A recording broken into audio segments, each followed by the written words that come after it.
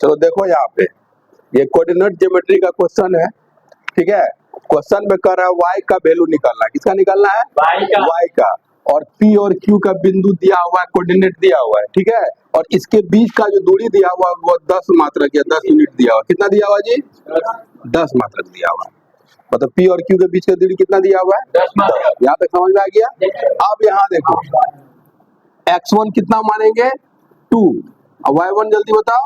-3। ये लिख लेते हैं तो सवाल बनाने में आसान होता है। उसके बाद x1 y1 माने थे, बगल वाला क्या मानते हैं? x2 y2। x2 कितना है जल्दी बताओ? 10। और y2 कितना है? y। कोई दिक्कत हुआ समझने में? तो p q का डिस्टेंस वाला फार्मूला लगेगा।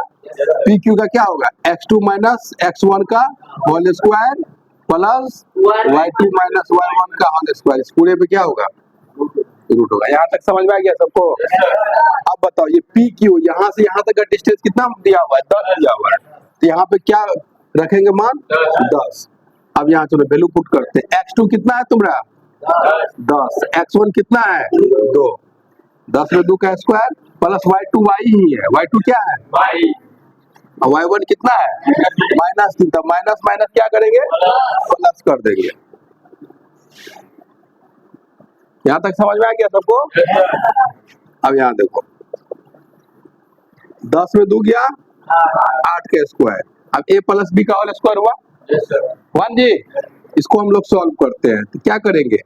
a square plus b square plus 2ab। एक यहाँ तक समझ में आ गया? अब एक काम करो, जब स्क्वायर हटेगा तो इस पर क्या चढ़ेगा? रूट चढ़ेगा। तो 10 पे हम क्या कर दिए? स्क्वायर कर दिए। कोई दिक्कत? तो ये रूट अब हट गया। ऐसा होता है ना? अब 8 का स्क्वायर क्या हो जाएगा? 64। अब यहाँ चलो y स्क्वायर 3 का स्क्वायर क्या हो गया? 9। 3 दूना 6y, क्योंकि रूट तो अब इस पे आ गया।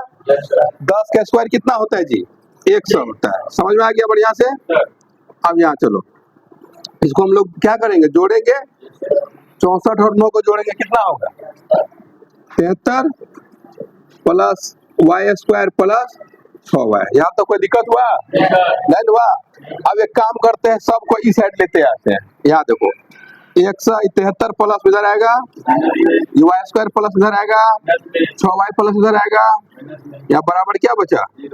0 बच गया। अब एक काम करते हैं, 1 में 73 गया कितना होगा? 27 हुआ minus y square minus 6y बराबर 0। अब तुम लोग को पता है कि पहले हम स्क्वायर वाला लिखते हैं, तो पहले क्या लिखेंगे? Minus y square minus 6y और प्लस क्या है? 27 बराबर 0। यहाँ तक समझ में आ गया सबको?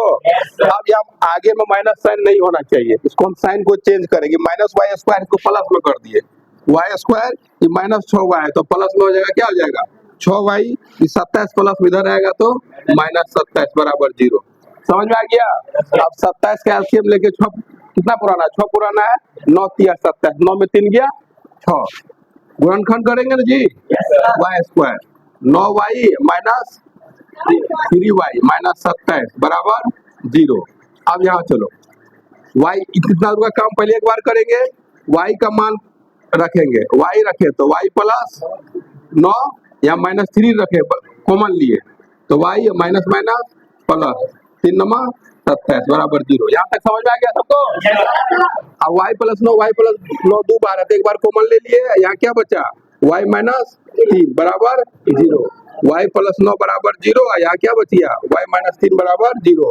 y बराबर प्लस 9 उधर गया माइनस 9, y बराबर माइनस उधर गया प्लस 3। ठीक है, आंसर आ गया ना? तो लिखो